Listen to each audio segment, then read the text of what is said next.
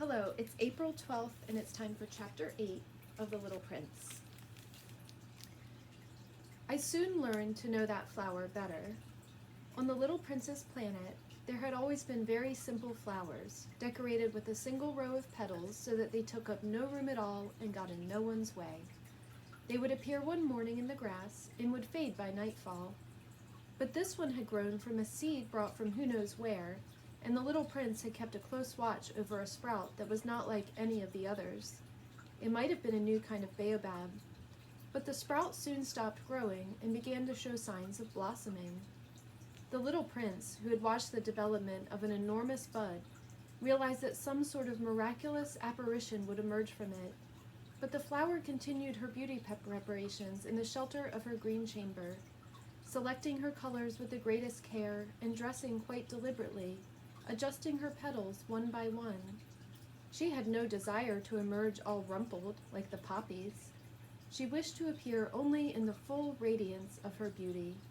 Oh yes, she was quite vain, and her mysterious adornment had lasted days and days, and then one morning, precisely at sunrise, she showed herself.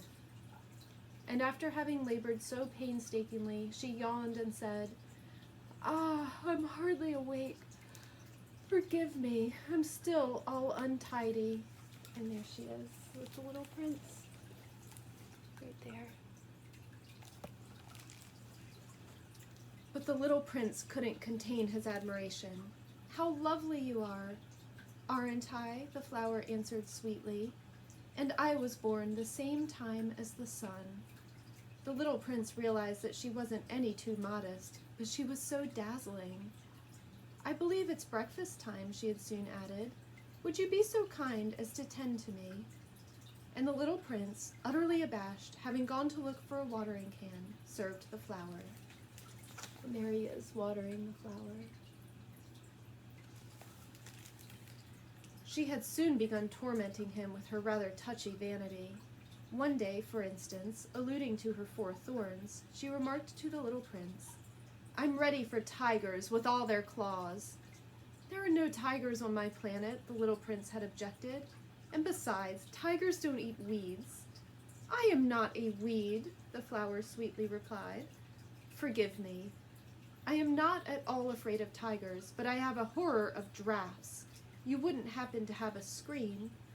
"A horror of drafts. That's not a good sign for a plant," the Little Prince had observed. "How complicated this flower is." And there's the flower with the tiger. But don't worry, there's no tigers on the Little Prince's planet. "After dark, will you put me under glass? How cold it is where you live. Quite uncomfortable. Where I come from—" But she suddenly broke off. She had come here as a seed. She couldn't have known anything of other worlds. Humiliated at having let herself be caught on the verge of so naive a lie, she coughed 2 or 3 times in order to put the Little Prince in the wrong. "That screen? I was going to look for one, but you were speaking to me." Then she made herself cough again, in order to inflict a twinge of remorse on him all the same. So the Little Prince, despite all the goodwill of his love, had soon come to mistrust her. He had taken seriously certain inconsequential remarks and had grown very unhappy. "I shouldn't have listened to her," he confided to me one day. "You must never listen to flowers. You must look at them and smell them. Mine perfumed my planet, but I didn't know how to enjoy that. The business about the tiger claws, instead of annoying me, ought to have moved me." And he confided further, "In those days, I didn't understand anything.